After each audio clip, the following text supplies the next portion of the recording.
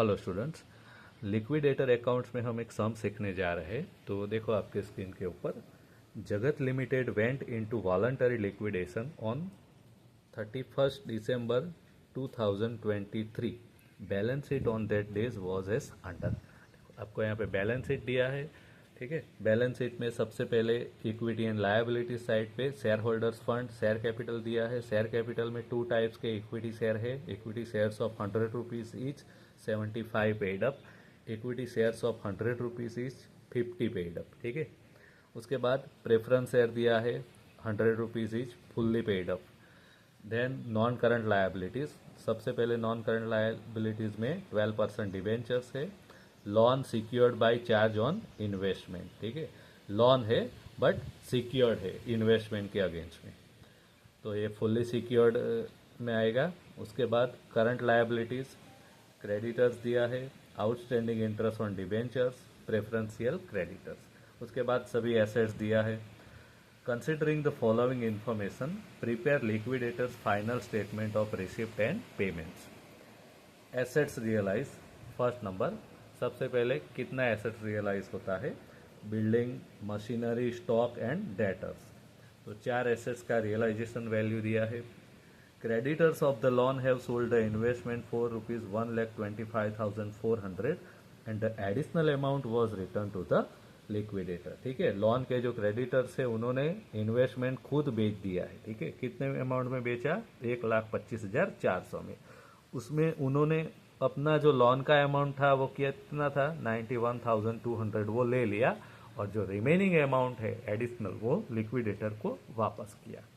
Point number 2, the liquidators remuneration was fixed at 2% on asset realise except bank balance excluding surplus from secured creditors and 3% on amount distributed to the unsecured creditors except preferential creditors। यानी liquidators को 2 type का remuneration देना है। सबसे पहले क्या है? Assets realisation के ऊपर 2% देना है, ठीक है।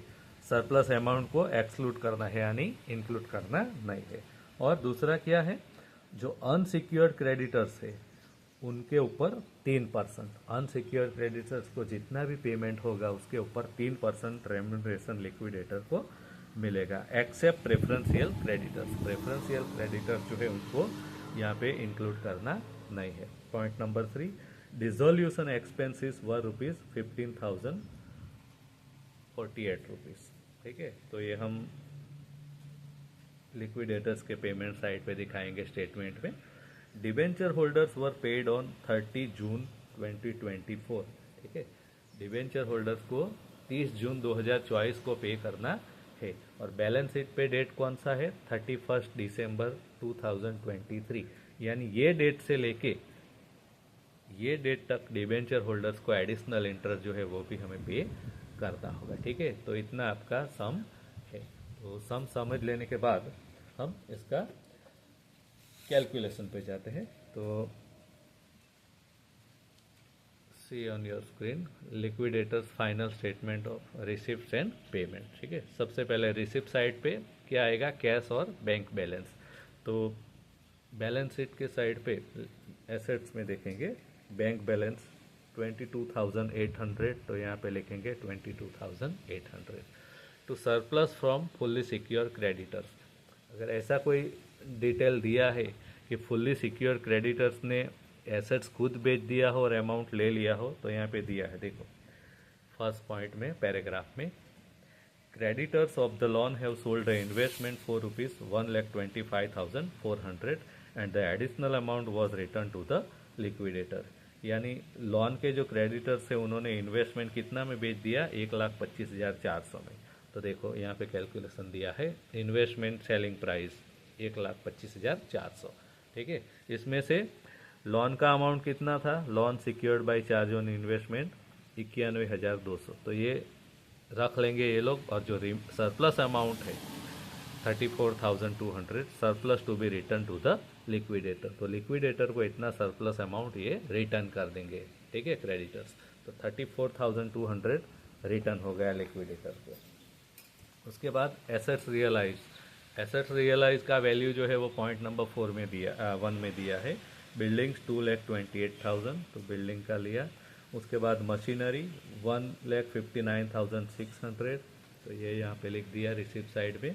स्टॉक 1,82,400, तो ये भी लिख दिया। उसके बाद डेटर्स के पास से कितना मिला 1,48,200, तो ये भी लिख दिया। और चारों एसेट्स का टोटल जो रियलाइजेशन वैल्यू है 7,18,200, ठीक है। तो इतना अमाउंट आपको एसेट से रियलाइज होता है। तो लेफ्ट साइड में अभी इतना ही आएगा, ये 3 ही एंट्री, ठीक है।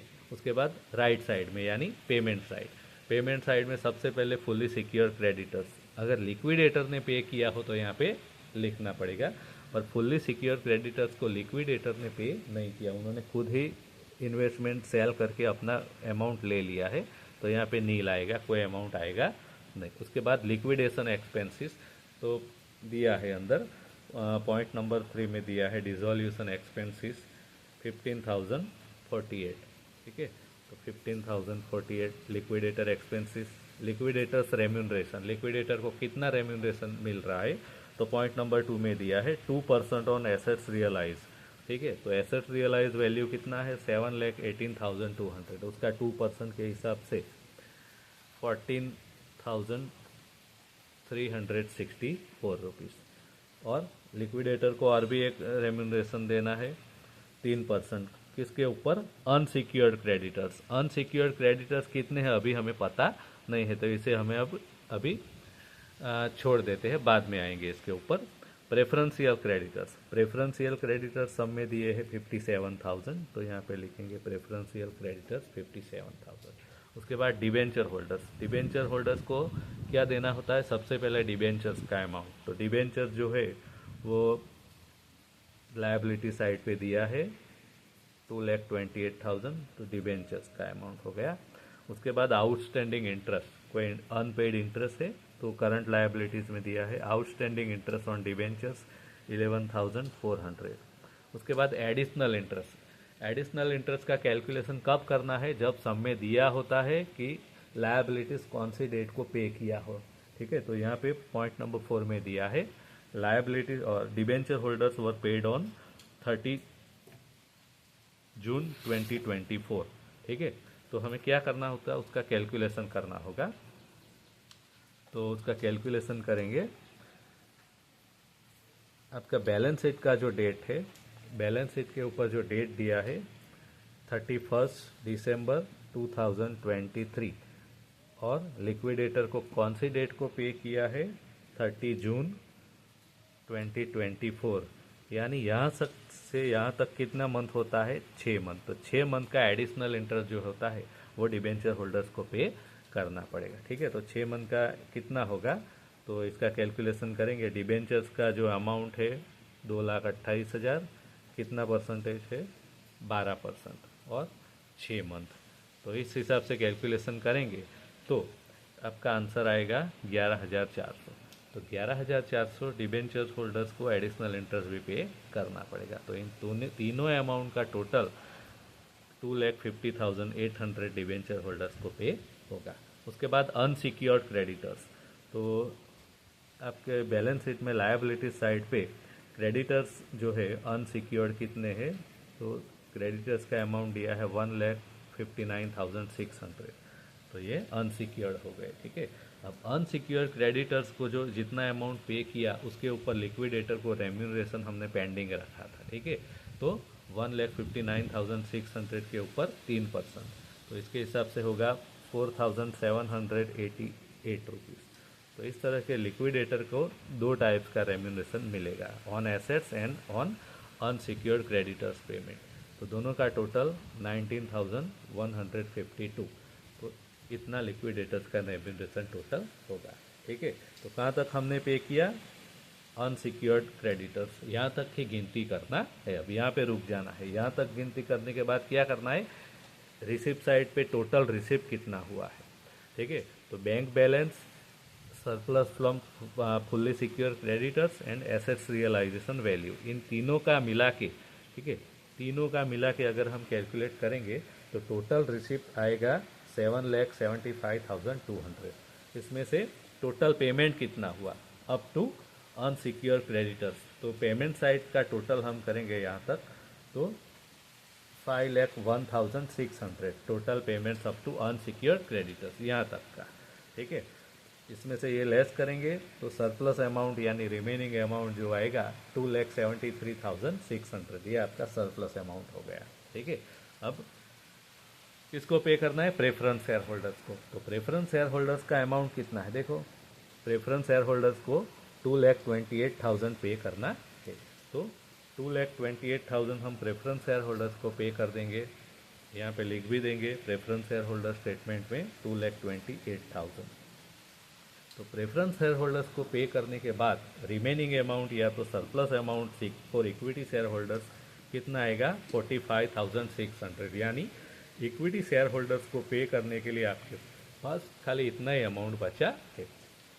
तो डेफिसिट कितना है? तो इक्विटी शेयर होल्डर्स को कितना अमाउंट टोटल पे करना है? तो देखो, आपके सब में 2 टाइप्स के इक्विटी शेयर्स है। सबसे पहले 4,10,400 और उसके बाद 1,82,400, दोनों को मिला के 5,92,800। ठीक है, इक्विटी शेयर होल्डर्स को इतना अमाउंट टोटल पे करना है, पर हमारे पास इतना है नहीं। हमारे पास कितना अमाउंट बचा है? 45,600, इतना ही अमाउंट बचा है। तो इसमें से इतना माइनस करेंगे तो ये जो अमाउंट आया वो कैपिटल डेफिशिएंसी होगा। कितना? 5,47,200, ये टोटल कैपिटल डेफिशिएंसी हो गया। अब पर इक्विटी शेयर कितना आ रहा है? कैपिटल डेफिशिएंसी पर इक्विटी शेयर। ठीक है, तो कैपिटल डेफिशिएंसी को इक्विटी शेयर के नंबर से डिवाइड करेंगे। तो कैपिटल डेफिशिएंसी आ रहा है 5,47,200 divided by number of equity share. Number of equity share कितने हैं? देखो, फर्स्ट एंड 2, यहाँ पे प्रेफरेंस नहीं लेना है, ओनली इक्विटी शेयर्स के नंबर लेने हैं। ठीक है, तो इनका टोटल आएगा 9,120। तो इससे डिवाइड करेंगे तो पर इक्विटी शेयर 60 रुपीज़ डेफिसिट आ रहा है। ठीक है, अब इक्विटी शेयर होल्डर्स को अमाउंट पे करना है या कॉल करना है? तो अमाउंट टू बी रिटर्न और कॉल। तो क्या करेंगे? पेड अप में से कैपिटल डेफिशिएंसी माइनस करेंगे। ठीक है, तो पहले वाले इक्विटी शेयर पे कितना पेड अप है? 75,000। तो 75 में से डेफिसिट कितना है? 60। तो 75 में से 60 माइनस करेंगे तो 15 रुपया आ रहा है, प्लस में आ रहा है, यानी रिटर्न करना है। ठीक है, उनको रिटर्न करना है। दूसरे वाले इक्विटी शेयर पे कितना पेड अप है? Only 50 rupees. तो 50 माइनस डेफिसिट कितना है? 60। तो यहाँ पे माइनस आ रहा है 10 रुपीज़, माइनस आ रहा है, यानी उनको रिटर्न नहीं करना है, उनसे कॉल करना है, यानी उनसे वापस लेना है। ठीक है, तो सबसे पहले इक्विटी शेयर होल्डर्स को क्या करना है? 15 रुपये पर शेयर रिटर्न करना है। तो देखो, number of equity share 5,472 multiply by 15, तो 82,080 रुपीज़ उनको रिटर्न करेंगे। एंड दूसरे वाले जो इक्विटी शेयर है, जो हमने माइनस आया कैलकुलेशन में, उनसे लेना है, उनसे कॉल करना है 10 रुपीज़ पर शेयर। तो 2,280 शेयर्स। ठीक है, sorry 3,648 equity share into 10 rupees, यानी 36,480, इतना उनसे कॉल करेंगे। तो इतना करने के बाद टोटल करेंगे दोनों साइड का, 8,11,680, दोनों साइड का टोटल मैच हो रहा है। तो यहाँ पे ये सम खत्म होता है।